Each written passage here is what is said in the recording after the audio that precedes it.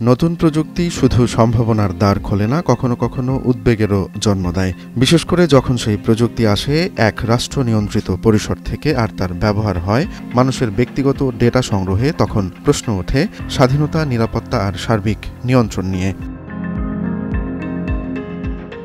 চীনের কৃত্রিম বুদ্ধিমত্তা নির্মাতা প্রতিষ্ঠান ডিপসিক এখন ঠিক একই রকম সংকটের মুখোমুখি হয়েছে ইউরোপে। সেখানে একের পর এক নিষেধাজ্ঞা, তদন্ত আর উদ্বেগ ছড়িয়েছে। সর্বশেষ ইউরোপীয় ইউনিয়নের অন্যতম প্রভাবশালী সদস্য জার্মানির ডেটা সুরক্ষা কমিশনার মেইকে ক্যাম্প অ্যাপল এবং গুগলকে অনুরোধ করেছেন যেন জার্মানির অ্যাপ স্টোর থেকে ডিপসিকের অ্যাপ সরিয়ে ফেলা হয়। ডিপসিকের বিরুদ্ধে করা হয়েছে গুরুতর অভিযোগ। ব্যবহারকারীর ব্যক্তিগত তথ্য, এমনকি আপলোড করা ফাইলও নাকি পাঠানো হচ্ছে চীনের সার্ভারে।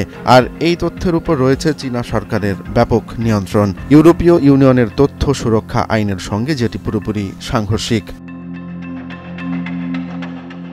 গুগল জানিয়েছে তারা অভিযোগ পেয়েছে এবং তা পর্যালোচনা করা হচ্ছে। তবে অ্যাপল এখনও মুখ খোলেনি। ডিপসিকের পক্ষ থেকেও নেই কোনো আনুষ্ঠানিক প্রতিক্রিয়া। অথচ এর আগেই জার্মান কমিশনার কোম্পানিটিকে সতর্ক করেছিলেন তথ্য স্থানান্তরের নিয়ম মেনে না চললে অ্যাপ নিষিদ্ধ করা হবে।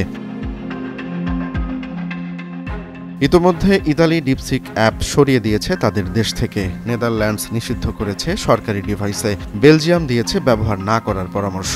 স্পেনেও তদন্তের জন্য অনুরোধ করা হয়েছে ইতোমধ্যেই।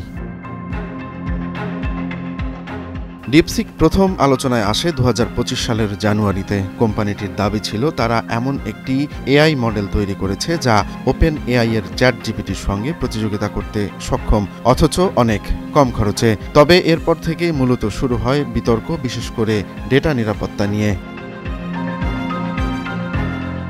যুক্তরাষ্ট্রেও এই বিতর্ক ছড়িয়ে পড়েছে। রয়টার্সের এক অনুসন্ধানী প্রতিবেদনে বলা হয়েছে ডিপসিকের প্রযুক্তি চীনা সামরিক ও গোয়েন্দা কার্যক্রমে ব্যবহৃত হতে পারে। এ নিয়ে মার্কিন কংগ্রেসে বিল উত্থাপনের প্রস্তুতি চলছে, যার লক্ষ্য যুক্তরাষ্ট্রের নির্বাহী সংস্থাগুলোকে ডিপসিকের মতো চীনা এআই মডেল ব্যবহার করতে না দেয়া।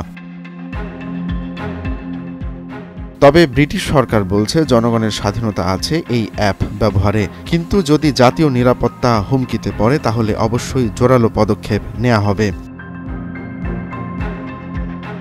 চীনা প্রযুক্তির দাপট বিশ্বজুড়ে অস্বীকার করার কোনো উপায় নেই, কিন্তু তার বিপরীতে যেভাবে বাড়ছে নিরাপত্তা ও তথ্য অধিকার নিয়ে শঙ্কা, ডিপসিক শুধু একটি অ্যাপ নয়, এটি হয়ে উঠেছে একটি গ্লোবাল বিতর্কের প্রতীক।